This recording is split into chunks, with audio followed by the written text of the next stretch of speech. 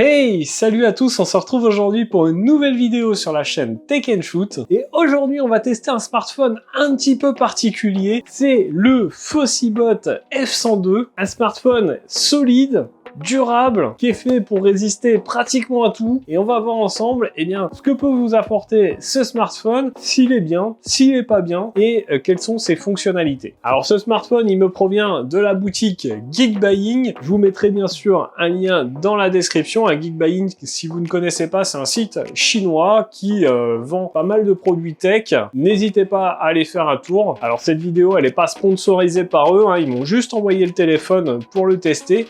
Et c'est tout. Alors vous me direz, c'est déjà pas mal. Alors Fossibot, si vous ne connaissez pas, c'est une marque qui est connue principalement pour faire des batteries portables. Et donc ils nous sortent ce téléphone, un téléphone robuste, et on va voir ensemble ce que ça vaut. Alors justement, parlons de ce que ça vaut. À l'heure où je tourne la vidéo, le téléphone, il est vendu 199 € sur Geekbuying. Donc un téléphone à 200 balles, c'est pas cher. Est-ce que ça va être efficace? On va le voir ensemble dans cette vidéo. Allez, on part tout de suite faire un unboxing. On voit le packaging de ce smartphone, son design, ses caractéristiques, et puis on se retrouve après pour que je vous dise ce que j'en pense.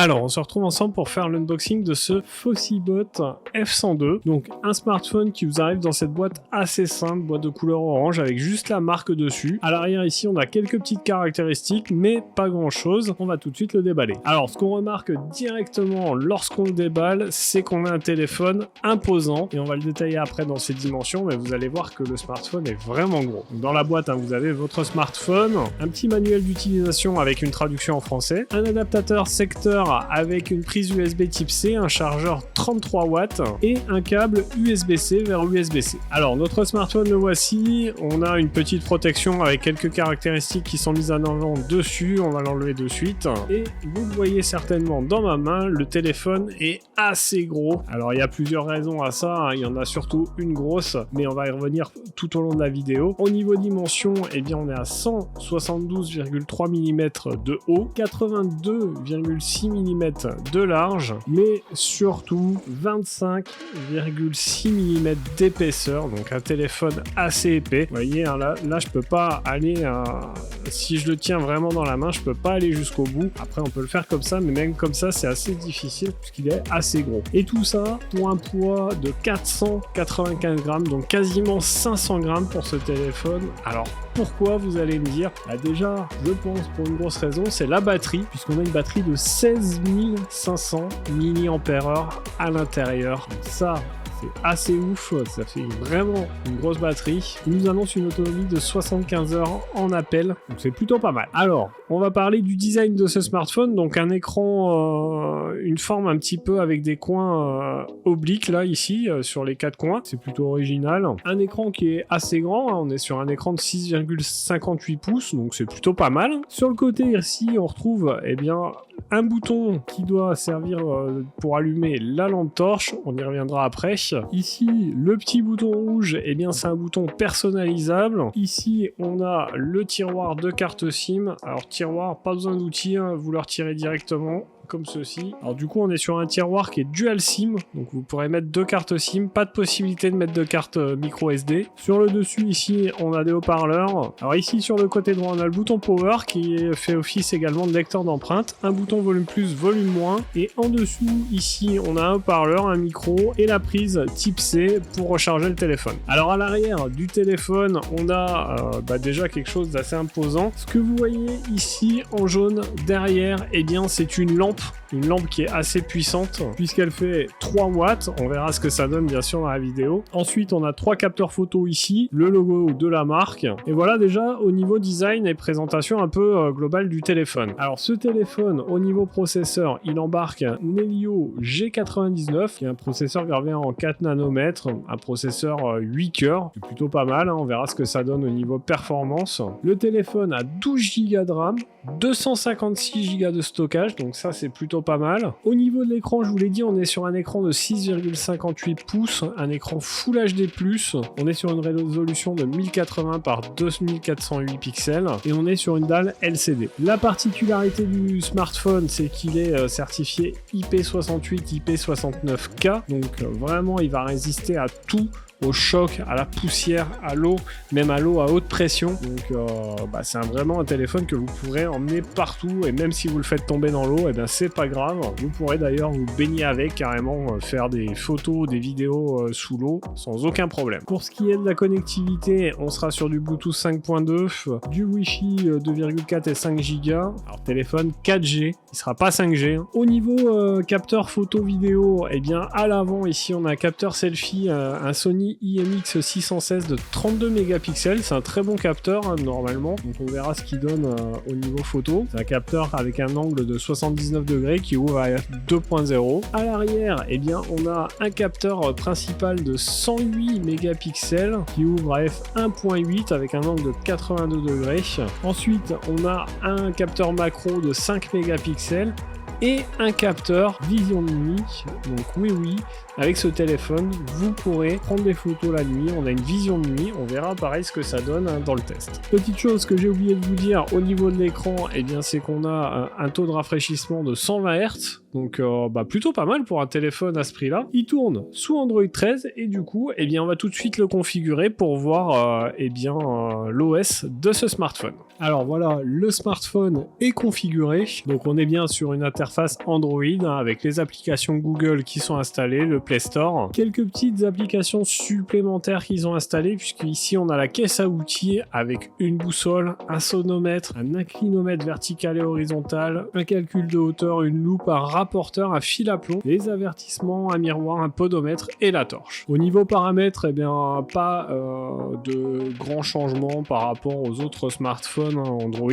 Vous avez le choix évidemment entre le mode clair et le mode sombre. Vous pouvez modifier la fréquence de rafraîchissement, donc soit 60 Hz, 90 Hz ou 120 Hz. Par défaut, il est réglé sur 60 Hz, mais si vous voulez quelque chose d'un peu plus fluide, vous pouvez mettre 120 Hz, tout en sachant que ça consommera plus de batterie. Mais bon, avec ce smartphone, on a un peu de marge au niveau batterie. Au niveau appareil photo, on a pas mal de choix. On a les photos basiques, la vidéo. Alors le maxi en vidéo, ça sera du 2K, on peut pas plus. On a la vision de nuit, donc visiblement ça fonctionne. On verra ce que ça donne vraiment de nuit, mais ça a l'air de fonctionner. On a un mode 108 mégapixels, un mode beauté et un mode mort, donc où on aura un mode pro, un mode portrait, GIF, panorama, ralenti, mono, bokeh, QR code et macro. Donc voilà pour l'unboxing et les caractéristiques de ce smartphone ainsi que son OS. Je vais le tester pendant un petit moment et nous on se retrouve tout de suite pour que je vous donne mon avis dessus. Alors vous l'avez vu dans cet unboxing, au niveau design, on a un smartphone tout à fait particulier qui change des smartphones que j'ai l'habitude de tester. Ici on est sur un smartphone robuste de très grande taille, clairement c'est un des plus gros smartphones, enfin c'est le plus gros smartphone que j'ai testé depuis que j'ai la chaîne YouTube, et d'ailleurs je crois que c'est le plus gros téléphone que j'ai eu dans ma vie, c'est juste énorme. D'ailleurs il pèse son poids, presque 500 grammes je vous l'ai dit, donc c'est clairement pas un téléphone de tous les jours, c'est pas le téléphone que vous emmenez au bureau. C'est clairement un téléphone dédié aux personnes qui travaillent dans des milieux difficiles. Je pense notamment aux gens qui travaillent dans le BTP où le téléphone peut tomber, le téléphone peut prendre des coups. C'est ce type de smartphone qu'il vous faut. Surtout qu'en plus, je vous l'ai dit, ce téléphone offre la meilleure protection contre la poussière, le sable, l'eau et la saleté. Enfin bref, vous pourrez vraiment lui faire subir toutes les misères du monde. Normalement, il s'en sortira. Alors au niveau design, vous l'avez vu, derrière ici, on a ce gros cercle jaune. C'est tout simplement une lampe. Et en fait, vous voyez que si on appuie sur le côté, là, sur le petit bouton, on a vraiment une lampe efficace. Clairement, ça fait vraiment le taf. Et ça peut être pratique si vous êtes dans un milieu sombre. Clairement, ça vous éclairera votre chemin. Alors parlons de l'écran de ce smartphone. Un écran 6,58 pouces avec une résolution Full HD+, un taux de rafraîchissement jusqu'à 120 Hz. C'est quand même plutôt pas mal pour un téléphone à 200 €. Et globalement, je trouve que pour 200 €, on a vraiment un bel écran qui vous permettra de profiter de tous vos contenus, que ça soit à l'intérieur ou à l'extérieur. Au niveau de l'interface, on a une interface plutôt basique d'Android avec les applications standards d'Android 13, mais aussi une petite boîte à outils spéciale Fuzzy boîte où vous allez retrouver, comme je vous l'ai montré, plein d'applications plutôt utiles. Au niveau performance, évidemment à 200 €, on n'a pas le téléphone le plus performant du marché, ça c'est sûr, mais on a tout de même le Mediatek Helio G99 qui est un des processeurs milieu de gamme et plus utilisé sur les smartphones et qui vous offrira des performances stables et plutôt fiables. En plus de ça, eh bien vous avez 12 Go de RAM dédié que vous pouvez augmenter jusqu'à 20 Go et 256 Go de stockage, de quoi stocker toutes vos photos, vos vidéos. Justement, parlons de ces photos et de ces vidéos. Alors pour ça, je vais vous emmener dans un petit endroit où j'ai pris des photos, des vidéos et puis je voulais juger de leur qualité.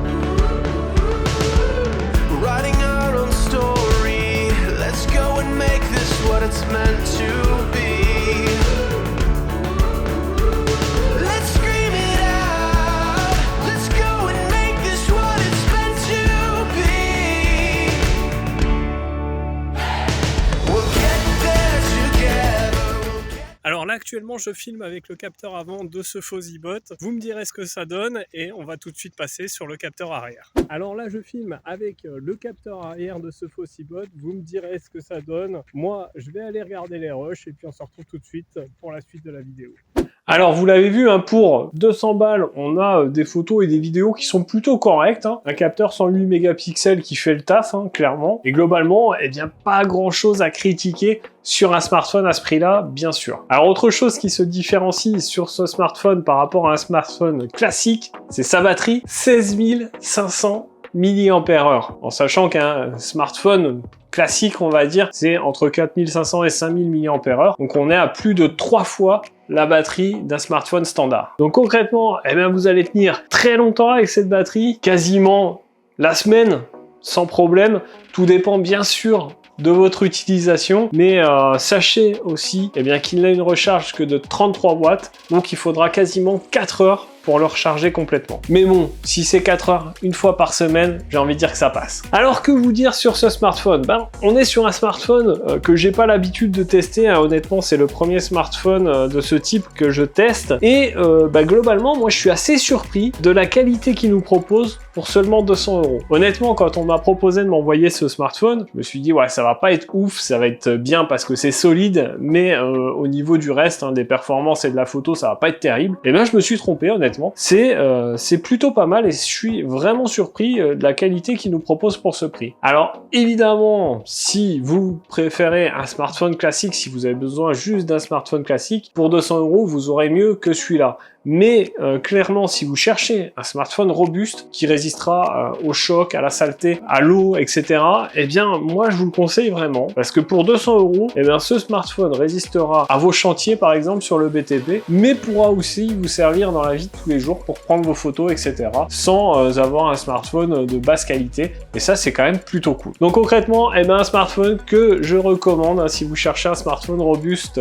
et efficace. Franchement, je suis assez content d'avoir testé ça parce que je suis agréablement surpris. Donc voilà pour cette vidéo sur ce Fossibot F102, j'espère qu'elle vous aura plu. Si c'est le cas, n'hésitez pas à mettre votre plus gros pouce bleu juste en dessous de la vidéo. Dites-moi en commentaire, vous, si vous utilisez ce type de smartphone, si vous connaissiez cette marque, etc. Je suis impatient de lire tout ça. Et puis bien sûr, si vous avez des questions, n'hésitez pas à les poser, hein, je me ferai un plaisir d'y répondre. N'oubliez pas aussi également de vous abonner à la chaîne et de cliquer sur la cloche en activant toutes les notifications pour ne pas rater les prochaines vidéos. Si vous ne le savez pas, les vidéos c'est le lundi, mercredi et samedi. D'ailleurs, nous on se retrouve dans un prochain test. En attendant, prenez soin de vous, à plus et bon shoot!